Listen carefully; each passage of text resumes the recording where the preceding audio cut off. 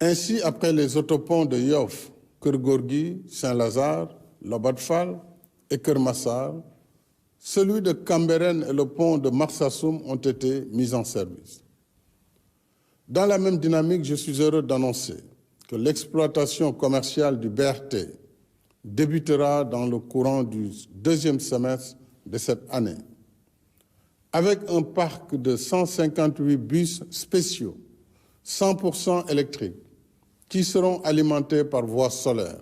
C'est une première mondiale. Les premiers bus seront livrés en mai. Le BRT permettra de transporter plus de 300 000 passagers par jour, sans pollution, avec Internet à bord et dans les meilleures conditions de confort et de régularité, comme le TER. Il réduira de 90 à 45 minutes le temps de transit entre Guédiawaye et Dakar et mettra au travail 1000 jeunes dont le recrutement est en cours. Mes chers compatriotes, demain, aux côtés de nos vaillantes forces de défense et de sécurité, notre jeunesse vibrante sera aussi à l'honneur, à la place de la nation, parce que c'est elle qui, assurant la relève, porte nos espoirs pour le futur. À vous les jeunes, je voudrais vous dire que je mesure pleinement vos rêves, vos aspirations et ambitions légitimes d'être utiles à vous-même, à vos familles et à votre pays.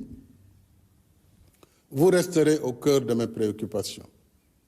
C'est le sens des investissements que nous continuons de faire dans l'éducation et la formation, y compris pour nos daara modernes.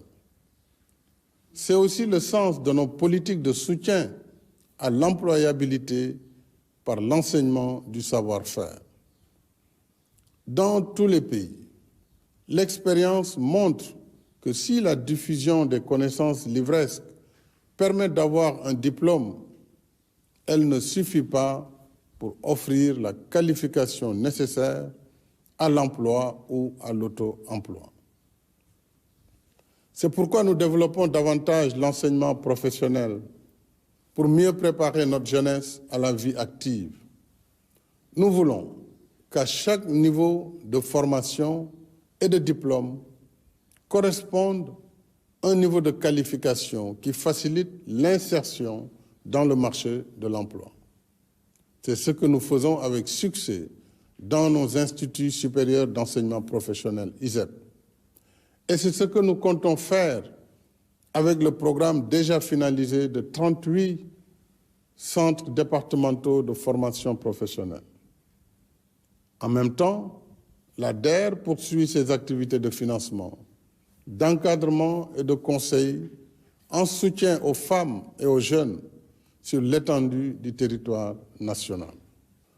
Quant au programme Xëyu Ndaw ñi, il a généré à ce jour 63 650 emplois sur les 65 000 prévus, alors que 14 150 jeunes débutants ont bénéficié de la convention État employeur sur l'objectif initial de 20 000.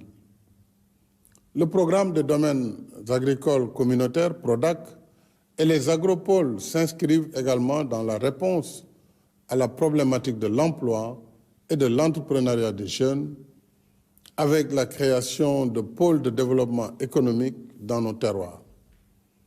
Nous ferons encore plus pour l'emploi des jeunes avec l'exploitation prochaine de nos ressources gazières et pétrolières. Ainsi, en collaboration avec nos partenaires, l'Institut national du pétrole et du gaz a formé 78 ingénieurs et techniciens déjà opérationnels. D'autres sont en cours de formation. En outre, à la faveur de la loi sur le contenu local, j'engage notre secteur privé national à investir davantage dans la chaîne de valeur de la filière gazière et pétrolière afin de créer de nouvelles opportunités d'emploi et d'activités génératrices de revenus pour nos jeunes. Je me réjouis de pouvoir échanger sur ce point et sur d'autres avec les dirigeants des organisations patronales au cours de l'audience que je leur accorderai dans les prochains jours.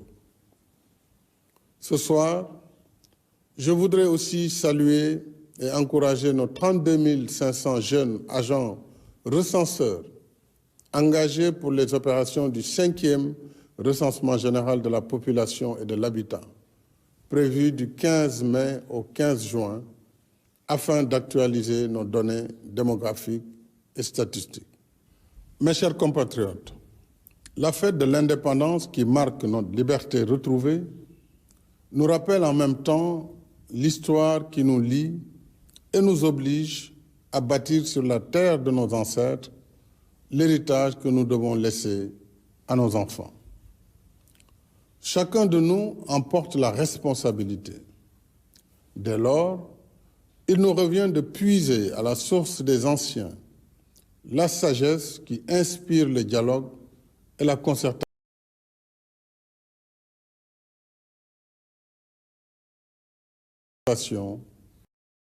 pour surmonter nos différences afin